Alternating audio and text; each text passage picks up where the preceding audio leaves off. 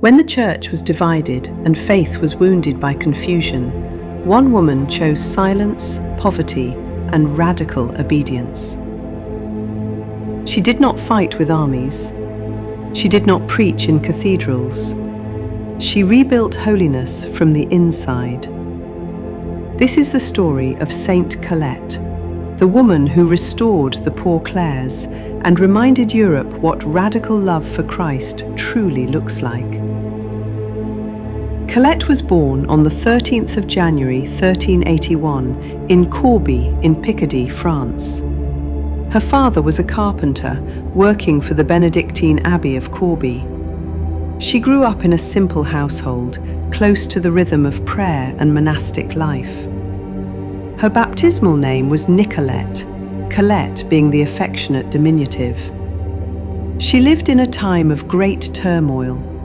The Western Schism divided the church. There were rival popes. Political tensions shook Europe. Religious orders were weakening in discipline. As a young woman, Colette felt called to a life completely dedicated to God. She joined the Beguines, then the Benedictines, then the urbanist Poor Clares. But something was missing. Colette longed for deeper silence, greater poverty, more radical fidelity. She eventually withdrew to live as a recluse. For years she lived in prayer, fasting, and penance.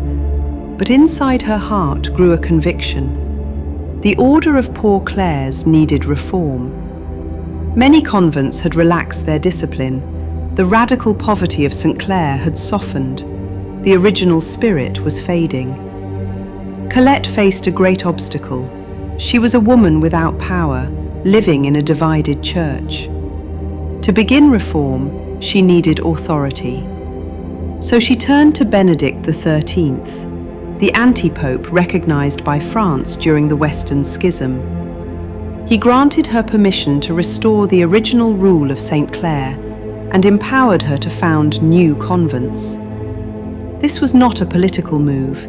It was a spiritual mission. With approval secured, Colette began her work.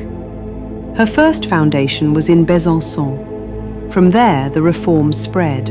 Auxonne in 1410, Poligny, Ghent in 1412, Heidelberg in 1444, Amiens, and many more. In total, she founded or reformed 17 convents during her lifetime. Her reform was radical: absolute poverty, perpetual fast and abstinence, strict enclosure, going barefoot, total obedience. Some welcomed her, others resisted. Reform is never easy. She also inspired reform among Franciscan friars, known as the Coletani. Yet this branch remained small and was later suppressed. Still, her influence endured.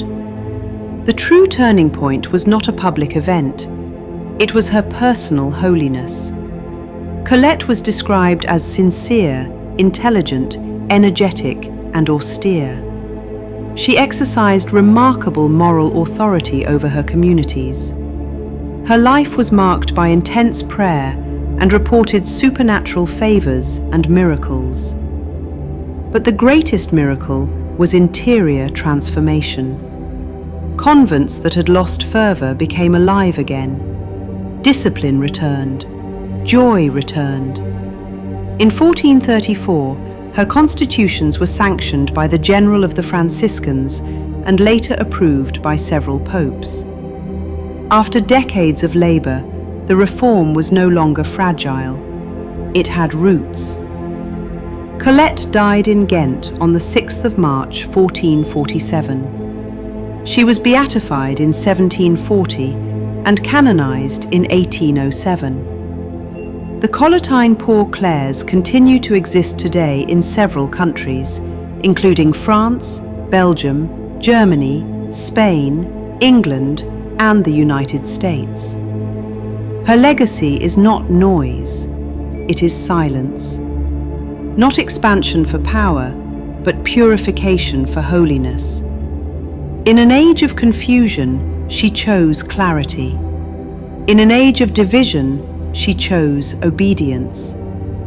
In an age of comfort, she chose poverty. She reminds us that reform in the Church begins not with protest, but with sanctity. What does Saint Colette teach us today? She teaches us that renewal begins inside the heart. We often want to change structures.